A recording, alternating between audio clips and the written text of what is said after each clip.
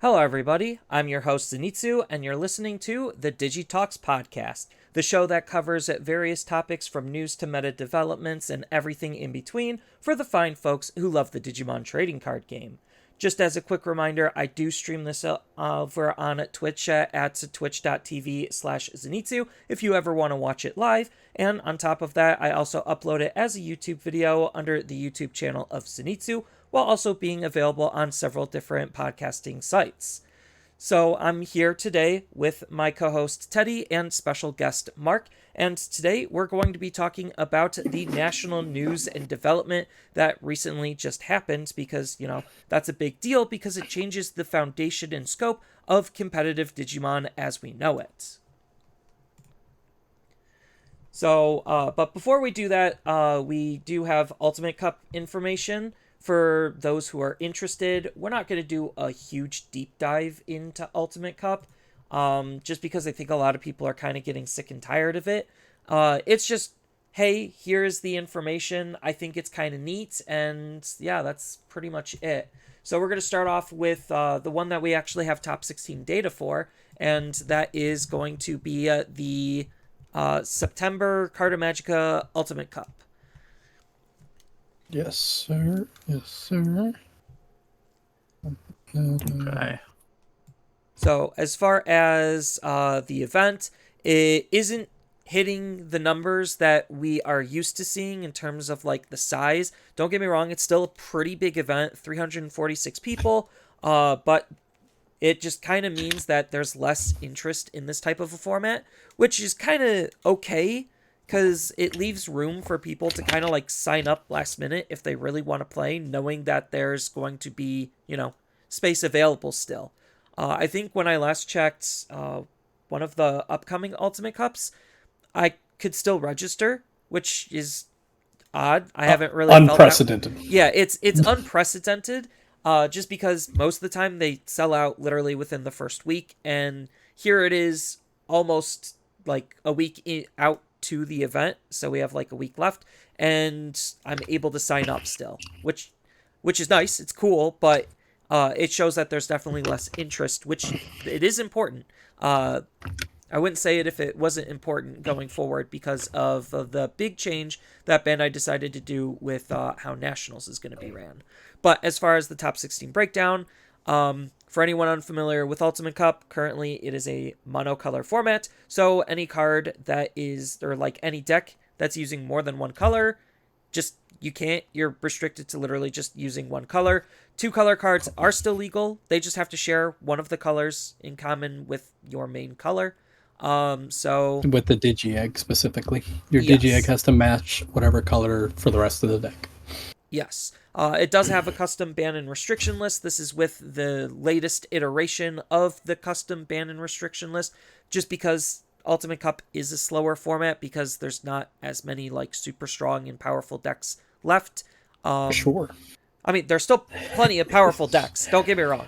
It's just the number is greatly reduced because a lot of like the really powerful and more popular ones like Cross, Hunters, Royal Knights, those are all multicolored. Yeah. And those aren't legal here. Yeah, 100%. So Red Hybrids ended up winning this event, followed by Mirage, Yellow Hybrids, Bloomlord, Mirage, Alphamon, more Red Hybrids, Belphamon, Mirage, D-Reapers managed to sneak in. Then there was Blue Flare, Red Hybrids, Alphamon, Blue Flare, Mirage. So, like, we kind of already talked about this type of a format before, where basically, in order to kind of predict what the best decks would be, it's just the ones that are easiest to adapt into monocolor, or ones that already were pretty much exclusively one color. So, Red Hybrids can adapt really easily. It doesn't need the Bokos, and you could just replace it with Gravity Crush. So, it's no wonder why Red Hybrids was pretty good, plus it's a fast, strong, and consistent deck. Mirage is in that same boat. It literally lost nothing. Bloomlord's in that same boat. Again, literally lost nothing. Alphamon literally lost nothing. Belphamon, again. Just decks that really didn't lose anything. These are the ones that are going to be topping and being predominant because they were meta-defining before, and, well, they're meta-defining here because a lot of their competition. Now the big ones. Yeah, a lot of their competition's reduced. Yeah, I mean, I think this isn't that bad though. Really isn't as bad as like, I mean, if we go back to just the last year's Ultimate Cups, I think they were more polarizing. But I mean, this one doesn't seem so bad. I mean, it's pretty diverse. There's a bunch of different decks. One, two, three, four, five, six, seven, 8 different decks. That's not bad. I mean, granted, this is It's just not worse one. for single color format, and this Yeah, is just a this is singular just a one too. one event. I think like the big standouts for this particular event is going to be yellow hybrids. Yellow That deck is cool. hybrids basically is just playing Shine, but using yellow hybrid tools. Yeah, it's funny. I mean, the big key card here is probably going to be Venusmon and Shine Greymon Ruin Mode. Those two cards are absolutely insanely strong, and obviously the player used them to their success to stall out the opponent, so that way they could use the big beater, which is Rise Greymon from BT3, because he grants Security Attack Plus as long as you have enough Tamers in play to be able to just punch hard. Then there's a little bit of Greymon synergy because there's also War Grey. Because you have some recovery, you actually could multi-attack with this card. Multi-attacking with Security Attack Plus is proven to be good. And just the Tamers are granting you a lot of memory, which means you have a lot of value to be able to easily do whatever the heck you want. Yeah, I like the list a lot. It's pretty cool. He's also using the bushies so that since he has so much memory generation via the tamers, he can just swing out a few times with War Greymon and then get that last chip in with Bushy.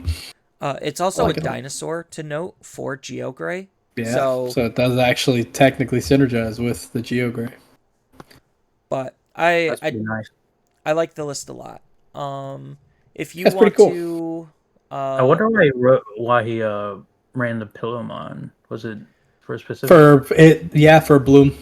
yeah, So they can't it's play for Digimon by Bloom. effects. That makes sense. it's also for Belfmon as That well. too, yes. It just can hose them good. for a turn. Yeah. The was it Gizmos? The XTs. The Gizumons, Yeah, yeah. the Gizumons and then Ostamon's effect. Because Ostamon lets you do that as well. That is Just pretty play smart. Digimon by card effect for free. Yeah, his inheritable. Yeah.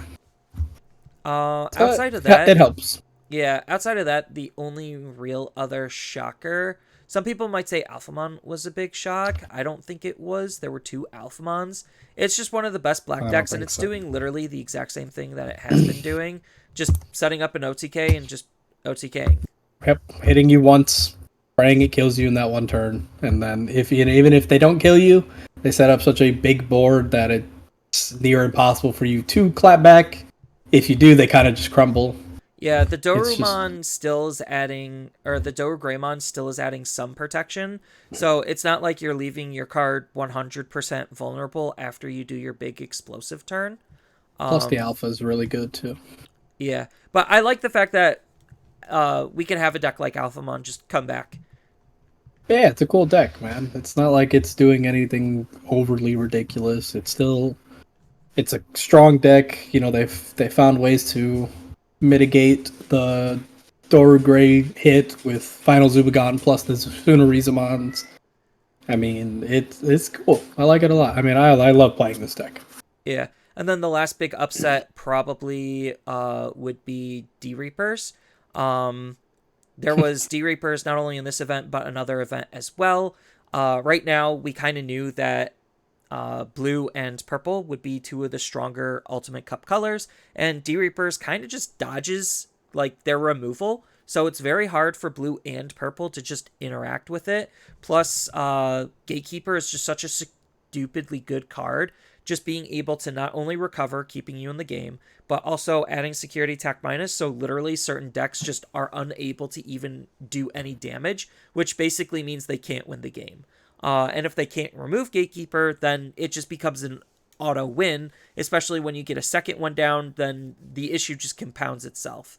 Yeah, the longer the game goes, the worse it gets for most of the decks. Yeah, and then like the deck is just a good toolbox of abilities. You have Pallades Head for removal, then you have Creepy Hands as some defense. You have your engine with Searcher, Palladium Feet, and Bubbles, and Jerry. and then your alternate win condition outside of Reaper is Horn Striker, and then X Antibody is, I guess, your security threat, but it's mostly there just to make Mother move a little bit faster. So Yeah, speed up. like very simple deck, but very effective, and it obviously did well. It definitely was a good meta read. I think like if the Ultimate Cup meta develops away from blue and purple, then I think it also develops away from D-Reapers being good. Oh yeah, if they lean towards more removal heavy decks or anything like that, this deck just falls apart. But Mario and our other friend in Latin America, I believe, right? Yeah, and the Latin America Cup, they did a good job making it doing the right call, and clearly it did well for them. Yeah, the Latin American player was using Moena, which is just a white Really cool. memory setting tamer. It doesn't really do anything else, but it's just a memory setter. So that was kind of spicy. There was a little bit of changes in their lists. I'm not a huge fan of Optimizer myself, but they're running the Optimizer instead of the Horn Striker, and then they played around with the ratios a little bit. But for the most part, it is the same deck. If anyone's just like curious, like D-Rapers is actually like dirt cheap. You could build the deck for less than $20, and it's still decent. Yeah. It's not, in terms of the bigger picture away from Ultimate Cup, it's still a deck that could do well. Yeah, if your In the opponent right doesn't know how to play environment. against it, Yeah, in the right environment, it's a deck that still could do well. It's just not as powerful as its new younger brother or sister, which is Royal Knights. But obviously, you can't play Royal Knights, but you can still play this. So there's that give and take. Like, it's a good Ultimate Cup deck to invest in, especially since it's literally dirt cheap. And then as far as the other Latin American events, Latin American event, we don't have the top 16 breakdown. Eggman didn't have it posted on the website, but luckily enough, Digimon was gracious enough to give us at least a top 4. So the winning deck for Latin American's Ultimate Cup was Belfmon. Enough said. It's just yes, a sir. Belfmon left. It's just a Belfmon list. Pretty good. Not literally doing anything special. We had in third place Red Black War Greymon, utilizing Dorbikmon and Ragnarlord. I think that's like been the That was pretty go-to cool. for a while. Is like, oh, you just literally can't get rid of my level 6. If I get a second one and I have Ragnarlord in hand, or I hard play Dorbik, I just can auto win. So like, Yep. it's still good. Yeah, all they need to do is get one good hit in with one stack, and then that one stack survives. Next turn they slam Dorbik, kill whatever can protect them, and then they just auto win. Yeah, And they have then, the gravity crushes, the mem boost, and the memory setter to help make it a little bit Facilitate the easier memory. to do without passing turn. yeah, and then the other deck that we got was another yellow hybrids list that looked kind of similar to the Carta Magica one, except this time they're using Kentorosmon instead of War Greymon. So they're a little bit less Greymon focused and more like true Tamer focused. You still have the Venusmons, and then you still have the Shine Ruin mode, and they're utilizing Rise X as another way to be able to play out more Tamers for free, on top of acting like a pseudo level 7 or level 6. 6, yeah. Just because he's still removal, on top of he makes himself bigger, so he could still be very aggressive. So, like, it's just goes to show that yellow hybrids, even through all of the nerfs, with the right adaptations, can still be a very viable deck, and it shows how strong mechanically yellow can be. Yeah, recovery is still extremely strong, and if you all it takes is you recovering one or two big bombs, or a tamer that sets up the next turn beautifully, and I mean, clearly it shows. These decks is not going anywhere clearly, Yeah. and he's not even running that much. Like he's running only 2 Geo Greys, so he can play the tamers out from the security, and then I like this a little more than the War Grey. I like the Kentorosmon more. It's a good tech. I think like it does. It's a little bit Um, stronger of a card, and it does a little bit more. But the the Wargrave other, synergy is better. yeah, the Greymon synergy Technically. definitely can come in handy for certain situations. I mean, they're doing almost the exact same thing, so you might as well just use the stronger card, right? And Kentaurus one's technically cheaper because you can evo him for Oh, 2 two, yes, essentially. because you gain the 3 memory. And then you still do the same thing except you hit harder and you hit higher thresholds. So I feel like I like Kentaurus a little bit more, but that's just personal preference. They clearly both work. At the end of the day, they're doing the same thing. They swing twice, multiple checks. That's the idea. Get a Rise Gray under, and then swing multiple checks with the Tai and Kari suspend to reduce the security, so you don't have to worry about what hit. Yeah, I Um, like the Kintaros for the Kudamon also, just because Kudamon can search it yeah, out, and Kudamon also can help search out your Tamers, which is something Yellow doesn't necessarily have a whole lot of that's like really insanely good. Um, yeah. so it's just solid. Goes to show there is a decent amount of versatility and flexibility in the different decks that you could run, and the tech and tools that each deck has, even when you're limited and constrained to only one color. And then the Black Horse event that again we don't have top 16 data for, we only have the top 4. Was the TAC event from Oceania. And this one's a little bit Very more diverse. polarizing because we saw this one first. And everyone looked at it and it's just like, oh, blue Mirage dominance. Because literally all Yeah, 4 decks are Mirage. Shocker and spoilers there. All 4 were Mirage. Yeah, the borderline all look the same, excluding a few cards here and there.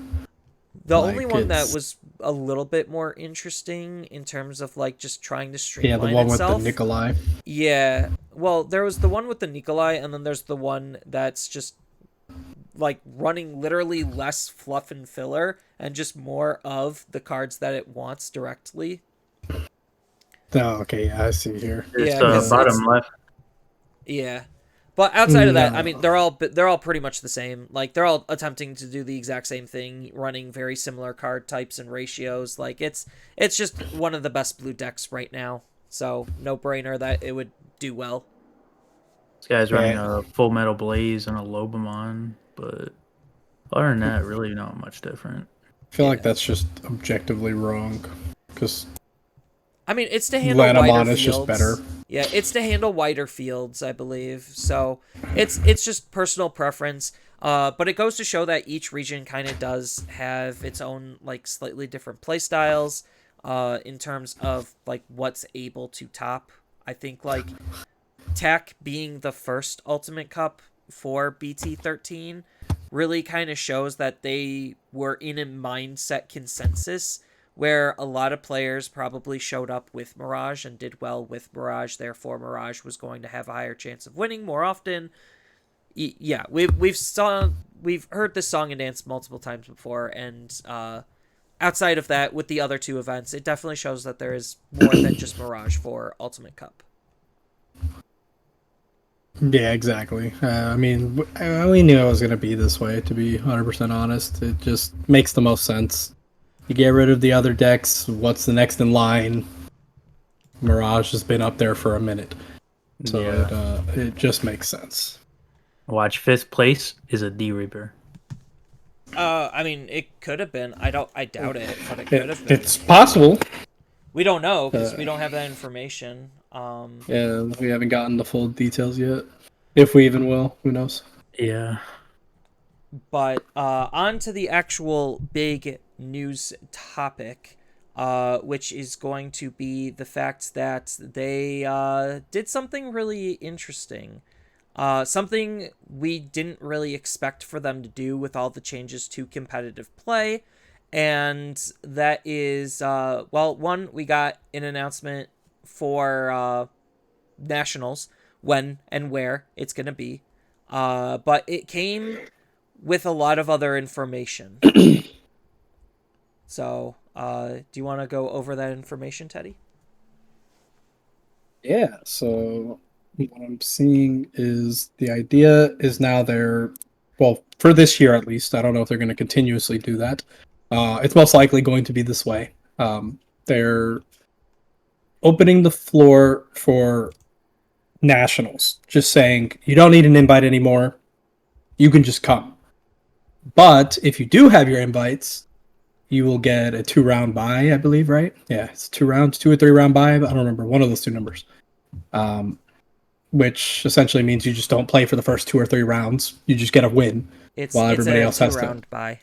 Okay, so it is the 2 round bye, and then you just go through the day. Everybody else can just go because I guess I don't I don't know the reasoning besides they wanted to open it up to more people. But if that was the case, then I don't quite get where they were going with this. I feel like their mentality was they thought it wasn't going to have that as much people as last year. So they said, "Screw it! They'll just open it up completely," which doesn't make sense to me because I don't know. It's such a weird decision, or at least it's out of nowhere, is what I should say. So let's just say that we had about 12 regionals throughout the year. 16 people are able to get their invite for each regional because before this announcement, the only way to go to nationals was to top To 16 a receive it? regional. So Correct. right now, just from basic math, we're looking at just under 200 people for a high level event, which some people are okay with. They earned That's what they said. They yes, earned it. they earned their right to go to nationals, and they did well.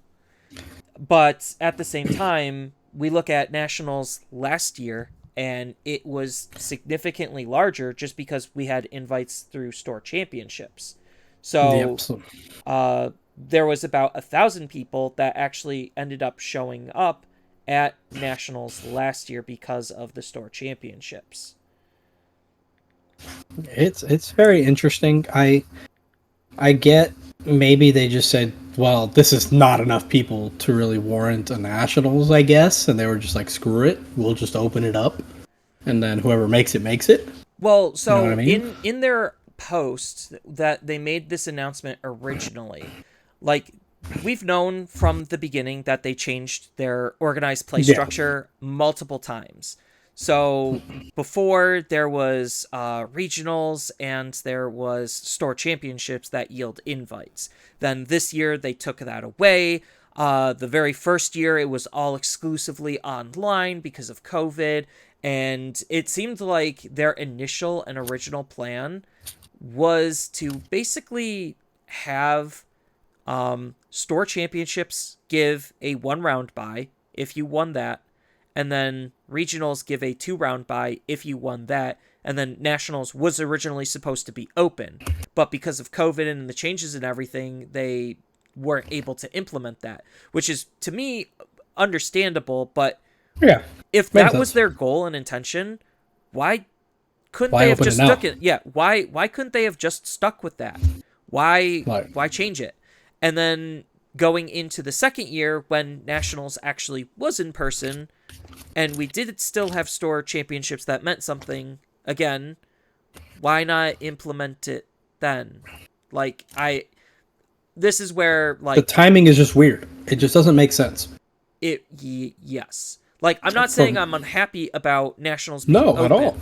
I've been saying that for a while that like we have a whole episode dedicated to organized play talking about it. Like nowhere Yeah. else has invites. Nowhere else does. We're the only ones that do, which slightly adds competitive like to the competitive drive and mindset to get the invites, but also looking at the pricing, it's gotten worse and worse over the years. So that invite was more coveted now, especially with the announcement in April that that was the only way to get to nationals. So now that that's gone, it's like what's going to happen now? It was really weird. And I mean, they're still having regionals up to that point, so like the regionals just don't matter. Like, so like I don't know. It's such a weird thing to do this random. And my thought process is immediately is that they maybe don't think the other games are gonna populate as well. Maybe they just don't have faith in the other games drumming up enough audience to warrant it. Hence why they're all combining them all together and they're all going to be under one roof. The Nationals.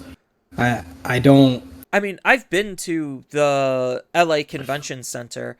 There definitely is enough space. There probably definitely isn't going to be enough judges, and it's going to be in separate rooms. So there's going Yeah. to be a Digimon room, a One Piece room, a Battle Spirits room, and so on and so forth. And it'll be fun and interesting to see, like, just walk around and see the other games. But Yeah. like, I don't know, something like It's something just just really doesn't. weird. Yeah, something doesn't feel right, especially when they announce that they're going to be doing this world tour to coincide with the organized play restructure to be like the big Bandai TCG collection, pretty much. Um, Hmm. and the really weird thing is their world tour consists of like what, 7 Asian stops and 1 North American stop, and that's it. No South America, no Canada. Canada's usually lumped in with North America, but I Yeah. digress. No Canada event. No European event anywhere. No Australian event. Like they labeled World Tour as a total of technically 2 stops. Asia and North America. And I'm just like, wow, Yeah, we're the what only a ones that world matter. tour. Yeah. We're the only ones that matter, I guess. Like, I feel like they just don't have faith in their games. I don't know what it is about, like, why they don't feel that way or why they feel that way, because I feel like the games are doing well. Like, One Piece is doing good, Digimon is doing good, monetary wise. Like, we can just look at numbers. I can pull up the numbers and they're doing well sales wise. So it's like, I don't understand where this, like, reluctance is coming from. What's your Um, take, Mark? Mark? did you mute yourself, brother? No? Uh, Oh. no, my Discord is Oh, okay. having connection issues. Oh, okay. Okay. Well, we can hear you now. Did you? I was just listening. I didn't know if you called me. Oh, yeah. You did. We were wondering what your thoughts are on like the big brained rechange and just how awkward the messaging felt, because I think like part of it was the messaging. It's not, there's a golden rule that I have lived by as a kid. It's not what you say, it's how How you you say say it. it. And Yeah, this just felt awkward. So we were just wondering what your opinions are. I How do you think feel about like it's like you said. Like no one's mad about them opening up the nationals. It's just the way they've done it. Like I think the first main thing after really sitting down and thinking about it, them opening up, the only bad thing that I feel like comes from this is people that actually worked hard, did rigorous testing with their decks, played for hours, thousands of games to get their deck as best as they can, to work hard to get that invite, to then get the notification that they're just going to open it up and your invite just is 2 buys. Like it takes away the kind of, I guess, integrity and the value of the invite that you worked so hard to get. That's, I feel like, is the only bad thing that comes for that for certain people. I guess maybe certain people don't care too much, and certain people might like, oh, we get 2 free buys. But I think that might be the only bad thing that comes from that. I mean, that was my first reaction. You could literally read it on Facebook. Like the very first thing after I read that, I posted was like, that's it. Like we, for all of the hard work being in like what, the top 1 percentile of an event, that is all I get as compensation for the change is just 2 buys. Like, don't get me wrong, buys are huge, especially in big, large, long events. I'm not going to say they're not. That is a big deal. Um, Oh both man, from the a physical, fatigue. both from a physical standpoint and a mental standpoint, and event structure standpoint. It's a big deal. But the fact that that was it, and this whole year in terms of pricing has been so disappointing. It's like maybe that was their intention, was get all of the bad pricing out of the way for regionals, make this announcement, and then the next regionals is going to have the best out of all of the prizing for the entire year. Because that's kind of what it felt like to me. Because like I signed up for it Yeah. not knowing the announcement. Granted, they announced the prizes for the last wave of regionals before they made this announcement, which I did sign up for at least one of them because I wanted the cards. Because I thought, hey, that's pretty okay prizing. But yeah, this kind of it puts into perspective like, was this a money move to try to get more people to attend regionals while the pricing was worse? Because I can't. A company has to plan so much in advance and in ahead. It would shock me if they did all of this last minute. Very shockingly. Yeah, it would be quite I wouldn't say impossible, but very unlikely that they just thought about this change right off the bat. Because I think they could have probably just done it in way better ways. I think what they did was not wrong. I think just the way they did it, they could have done better. It's just the way it looks. It makes it seem like they. I mean, I said it before. It makes it seem like they don't have faith in the games that they're producing, and they have to do things like this, open it up, or maybe they're just doing it just to be in line with other card games that don't have, like locked nationals and things like that. I don't. I mean, this kind of felt like it was a Magic move to me, where it's just like Magic never really had locked nationals level events. They kind of did. Magic's has gone through a lot of rebranding in terms of like their organized play structure. Right now, it's still kind of a mess, but in its heyday, like nationals wasn't really locked, and you did go and earn buys. And that's kind of what helped propel professional players, is because they would enter those big events with like 3 buys. I think at the most was how Magic worked it. And it helped propel the pro players to continue to win more consistently. Granted, Magic is a crapshoot anyway of a game, and there was a lot of cheating aside, but regardless, the idea of it was you fight for buys, you go to nationals with buys, to try to be a more professional player and see and meet more professional players and have a higher level, just because of the notoriety of that, and the prizing was pretty generous. Yeah. I think if we had to take this at face value and think that maybe they just did this because they needed to fill the slots, like you said, they're scared that there's not going to be enough people or not as many people at this event, so they're just trying to fill it in. They could have done it better. I mean, one way they could have maybe upped the amount of positions in the future regionals that get invites, maybe from top 16 to top 32. Double that amount. That might start filling it in. I honestly don't know if it was just to try to make the invites matter or anything. Like, it kind of seems like they didn't want to do invites to begin with, and they were kind of like forced to do invites, except they weren't. Like, this is where like they had an initial structure, and if they would have stuck with that initial structure from the beginning and didn't change it, we wouldn't necessarily be having these types of conversations. But because they kept changing it, it's like, what are they doing? Like, it puts them in a bad position regardless, because they keep changing things, and because they keep changing things, we don't know what to expect. I don't know. It's hard for me to wrap my head around it, because I can sit here going back and forth all night trying to think about why it is they're doing what they're doing.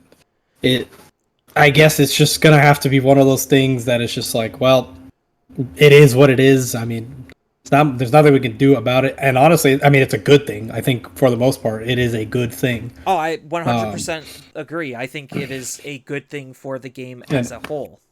It's the correct move to do.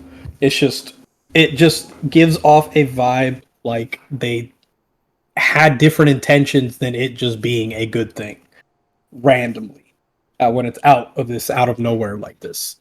So I don't know. So I don't know. the big thing is, it's happening.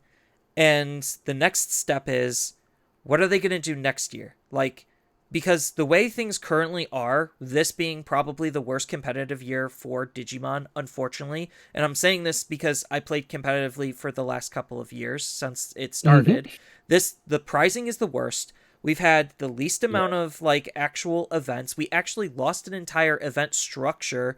Grand Prix don't exist right Yeah, now. we haven't had any. So like it actually just feels like the worst competitive year that we've had.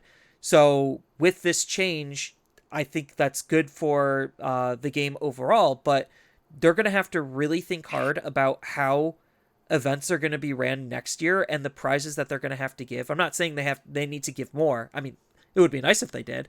But they really need to make it worthwhile to participate in these events.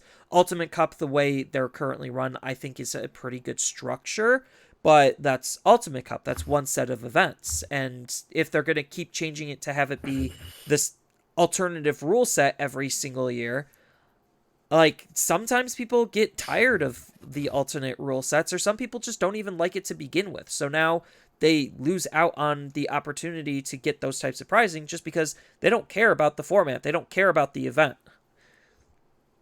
Yeah, I mean we're at a weird spot. Like these events, especially like Ultimate Cups and things like that. Like I think people are ready for a new thing and something different, and these Ultimate Cups aren't it.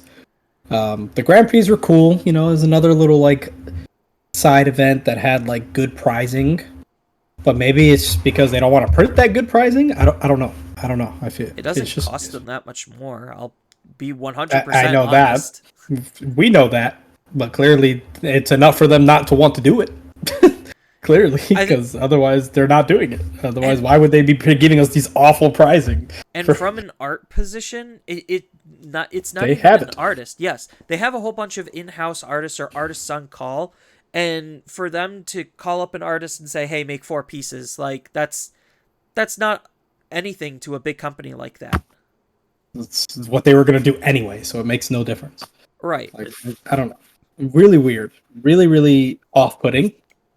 I hope it does get a good change next year in terms of the competitive season because it was not it. This year's prizing was dog shit. Yeah. I almost forgot to mention.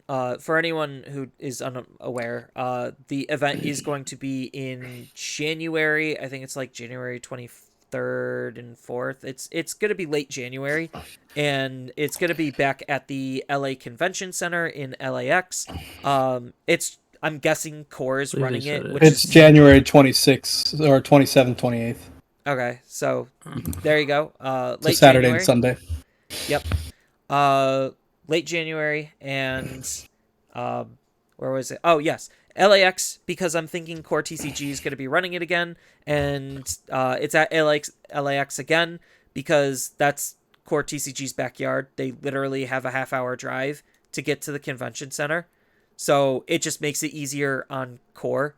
I would have liked a different location, something a little bit more centralized. I think that's always the consensus. Yeah. Well, um but it is what it is. We can't really do anything about it. So, yeah. Says in the totally articles forgot it was to said. mention that, by the way. It's on the 27th and 28th of January. Yes, Yeah. just to reiterate. Um, I would say it's because you said the pricing is kind of bad, and I don't think it's necessarily like what they're Well, giving as I far don't as think it's like kind of bad. I think it's awful. Like it's I really don't think bad. like giving event packs and like what they do digi egg sleeves like stuff like that. That's not bad. It's what's inside of each event pack is what's bad. They need to their selection and the cards they pick to make these alt arts for is what is bad. They need to really just make better choices. Like the event packs are cool. I like event packs. I actually do. But everything they put in the last 3 event packs, aside from this one that's coming up, there's a few I like, have been pretty damn bad. Like Part of it is how they reprint cards. Like, they reprint cards too late. Like, they reprint cards when they don't actually matter. yeah. Like, not to foreshadow things, but um, Rising Winds, rebranded as Resurgence Booster, I think that set is going to be an absolute dumpster fire.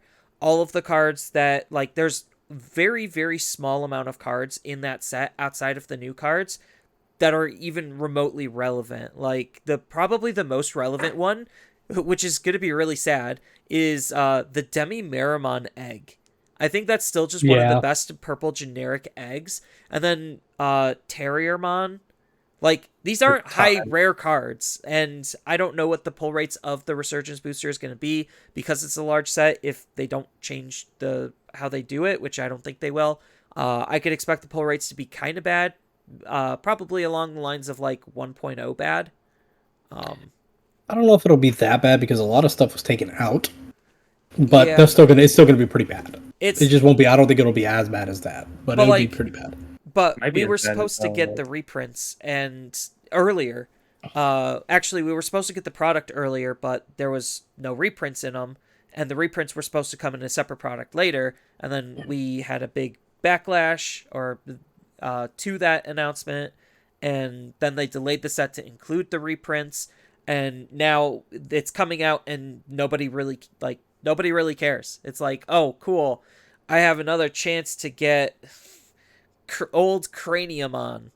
Wow. See, for me, I look at that like this is a good product for like new players, brand new players. Like we're talking like Is people it, that though? really couldn't. I think it's not bad. There's a lot of staples like the tamers and things like that that are. Yeah, but they're being They're- phased out. You still use them in decks. Yellow will always use that TK, always. In almost every yellow deck, you'll see it in almost all of them. Even in like Shine Gray, some people still tech it. Like like there are tamers like that. Mimi, every green deck in the world will use that tamer. There's no green deck that won't use that tamer. Bloom's Like- already not using it. Bloom is already going to be using Like Yoshino. let's see. I'll go. I'll look in this blue. Let's see. Go to here. I'll go to Bloom Lord. I'm gonna look at this very first Bloom Lord list. 3 Mimis right now. Like I'm saying, like it's a pretty good. There's not saying it's there's some not staples good. right now that are good. Like they're fine, and you use them. Like they're either one, they'll be good alternatives to use if you're not able to get the newer product, or vice versa as you keep going for. Like there's plenty of cards that I think that are very valuable to have. Like just in the repertoire as a new player. But if you're somebody like us, who's been playing forever, and this product isn't very good. Like it's not. It's No. literally useless to us. Like it's utterly useless to us. Unless you want, I guess, foils for the cards you want your Mimi to be foiled. Cool, you can get a foil Mimi if you want it. But but like if you don't care about that, then this product is literally irrelevant for us.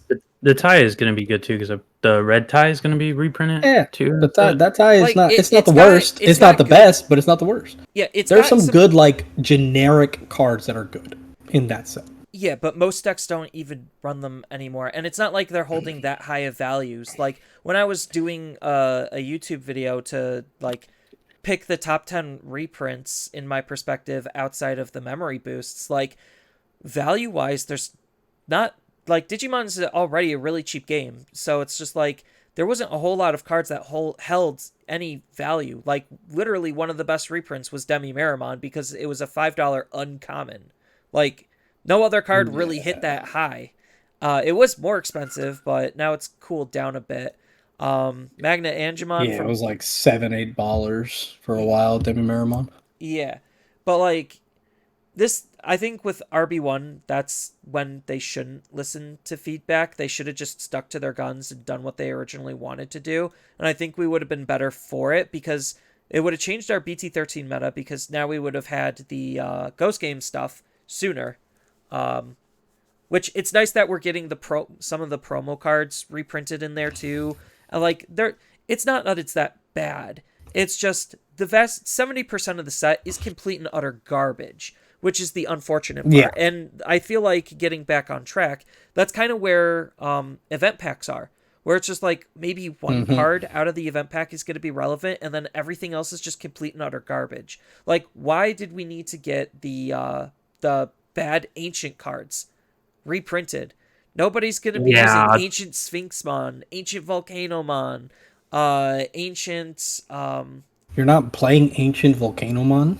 What the hell? I got two of them. I got two of them in my event packs. That was so devastating to see. yeah, but like we get It's these awful. cards We that know. like just don't matter, and it's not like they're pretty at all with new artwork. It's just let's reuse the same artwork, change the bordering, add nice foil texture or foiling to it, and then have the background be not really a solid color. To me, it might as well be a solid color, but it's like here's a slightly static monocolored background that has some visual effect to it. And I'm just like, these are boring as sin. I hate them.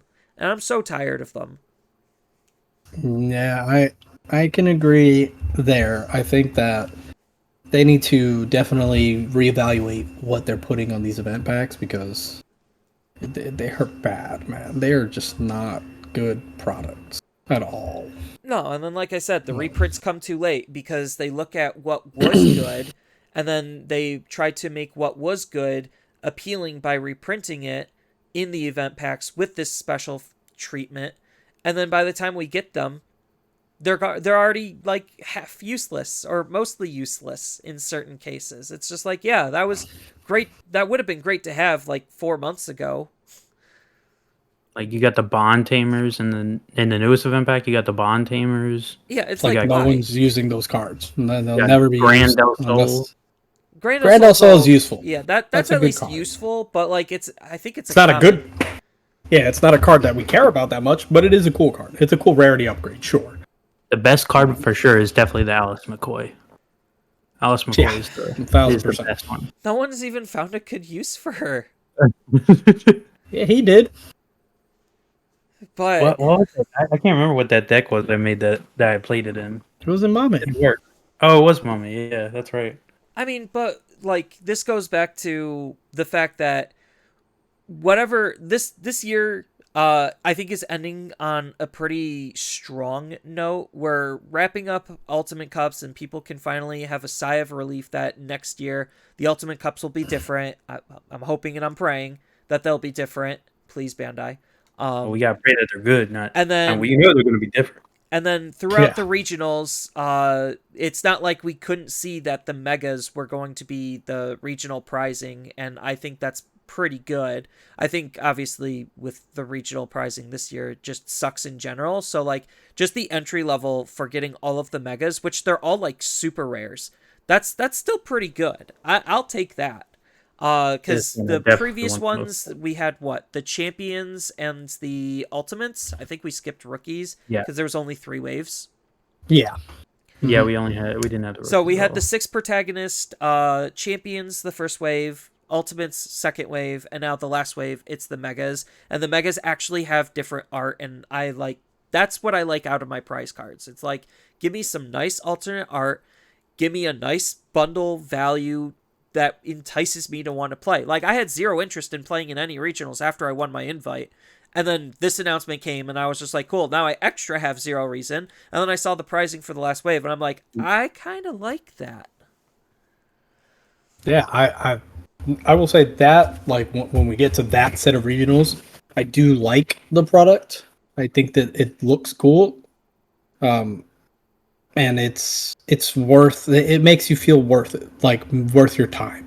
Like if you're gonna go play in these things and you're gonna be playing for a long time, like you're spending a majority of your day playing in these tournaments, like the pricing needs to feel somewhat like okay, this is worth my time.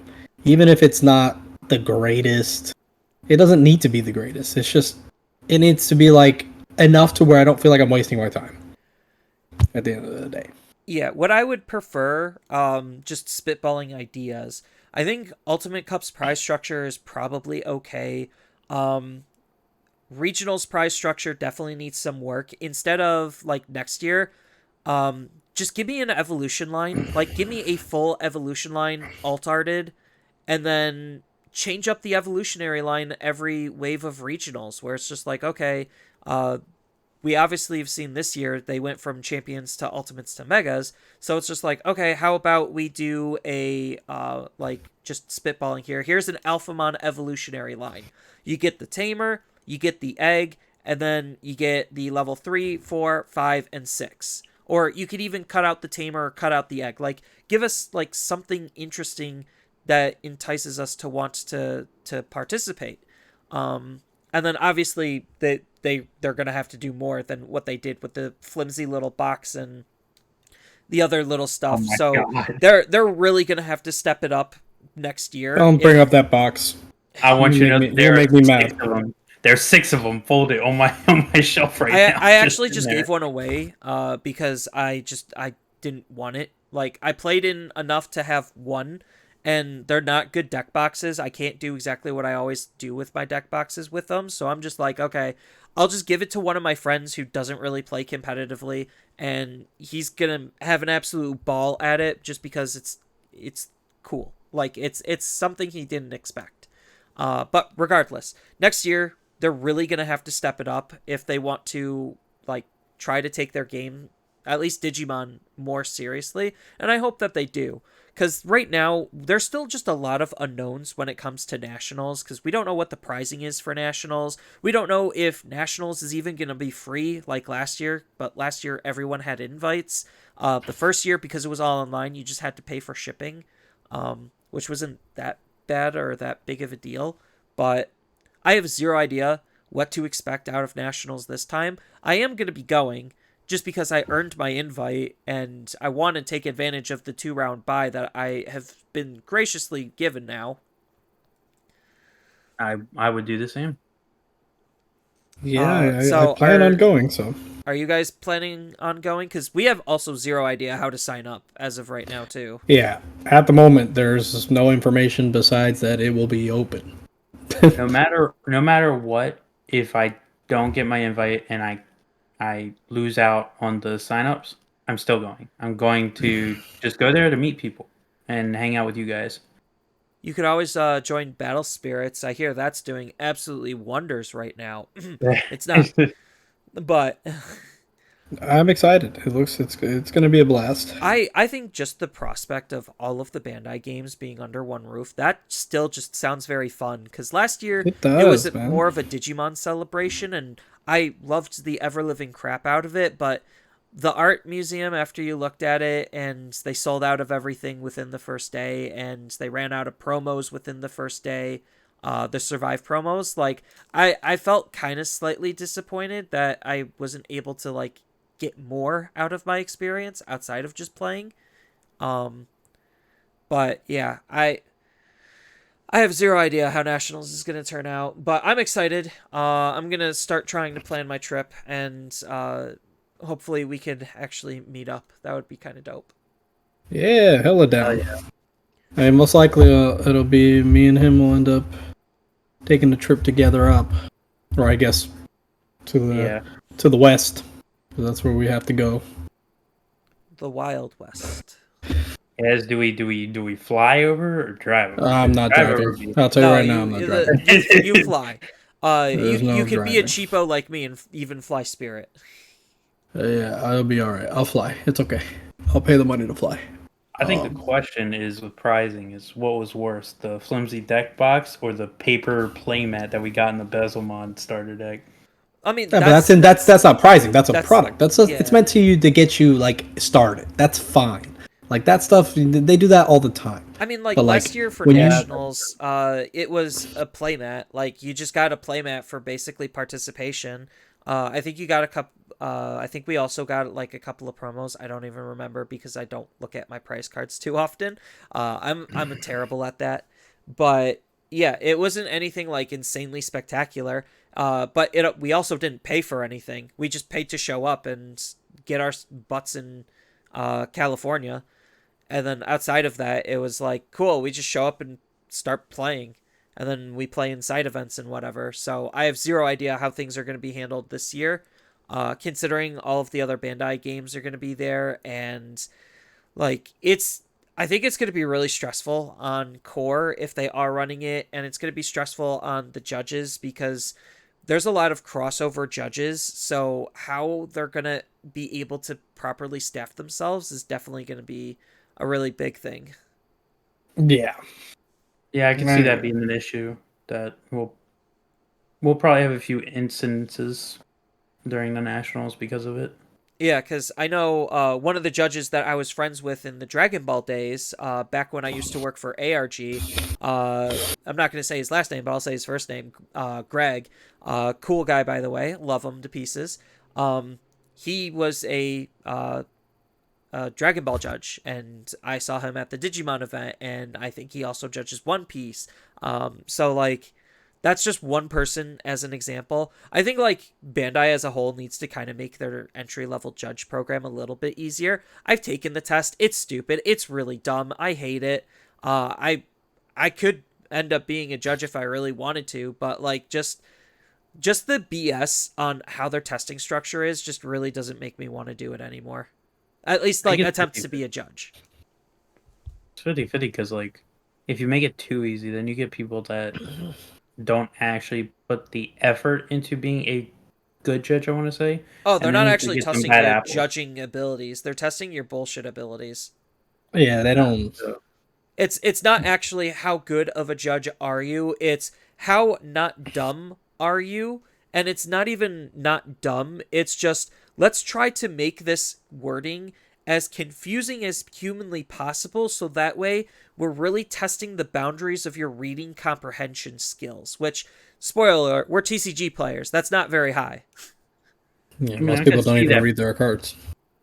I can see it being a good thing, but I don't know if that would be the main focus. Like, because you're going to be dealing with a bunch of different people that talk in different accents and different ways they talk, and some people can't really like iterate on what they're trying to communicate.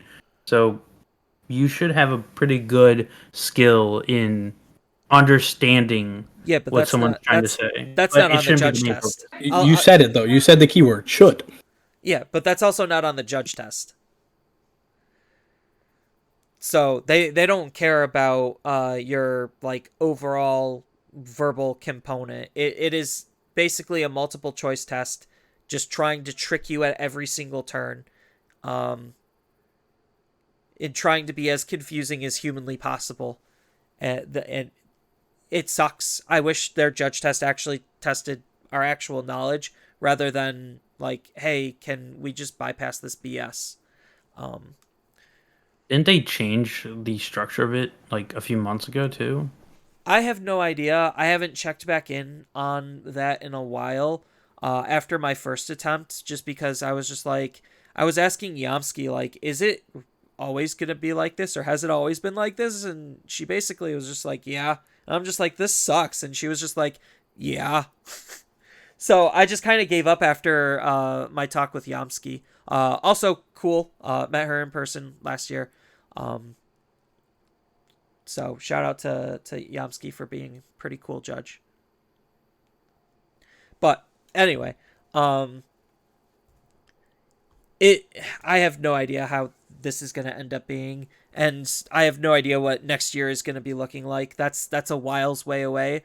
We don't even know the exact format that Nationals is going to be in because what EX5 releases what a month before, or not a month, literally a week before Nationals. So is it going to be BT14 or is it going to be EX5? I have zero idea. Because I'm curious myself because I want to start trying to practice. I think we're there's too much time in between. I think we have to wait still a little bit more probably before we can get a full like grasp on what it might be. Yeah, I just pro tip might be a good idea to practice with BT14 decks, and Yeah, you guys then ready to practice? Let's do it. I'm just saying in a general sense, like it would be a good idea to practice with BT14 decks, and then not be surprised, but if it ends up being EX5, but at the very least, if it's not EX5, then you still already have all the time and practice into your BT14 deck. Because, like, I was thinking about taking Lugamon as one of the decks that I'm most excited for BT14. I know it gets maybe a small little handful of cards in EX5. I think the most valuable one that we use is like Dober X, but that's not that big of a deal. Yeah, you get more support in 15. Yeah, but Direct if support, I should say.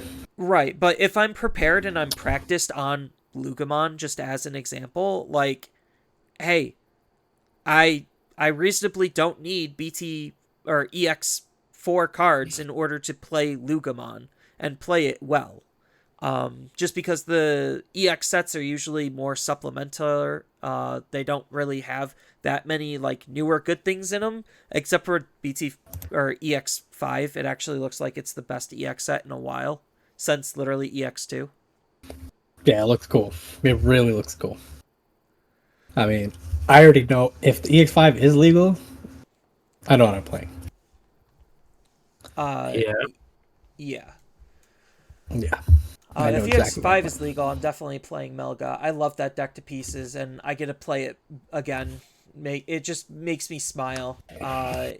Partially in evil because I know a lot of people hate that deck, but it literally kind of just does everything I wanted to do. It does the same thing. It hasn't changed. That's the thing. It's the only thing I think that I'm not a fan of that they did with it. Well, Is they with didn't. BT15, you have more of a defensive version, and then the purple side is the more offensive version. So you do have that balance between what it is capable of doing, but because we don't have the BT15 tools, we're just defaulting back to good old aggro. Yeah, I mean, it just. I don't know. I just feel like they didn't do enough different with it to really make me feel like it's updating. It just feels like they made better versions of the older stuff, and then that's kind of it. Which, I mean, it makes sense. I'm not saying it's bad. I just think it's boring. That's all. I think they could have been a little more interesting with what they did for it. Made it more unique, but that's okay. I don't mind it. I still think it's freaking cool, and it's really good, and it should be really fun to play, which is really all that matters. Yeah, Because but I mean, yeah, at the end of the day, that's all that really matters. It's just fun to play. yeah. But I think that is all of the time that we have this week. Nationals is definitely some news to keep your ear to the ground for, just because there's going to be a lot of buzz around that. It already feels pretty divisive on how people are feeling. Ultimately, I think that the direction that they're taking is for the better of the game. It's just the follow-up really needs to support this type of a decision. Otherwise, we're not looking at a collapse, but we're definitely looking at another rocky competitive year, potentially next year. So I want to thank everyone for listening at this time. If you enjoyed this episode and you want to help support the podcast or channel, please make sure to share it with others on social media and make sure to leave a like, follow, rating, review, follow whatever you feel like doing on whatever platform you're listening on. It really does mean the world to me and us that you care this much. And I want to thank you all again for listening, and we will see you next time.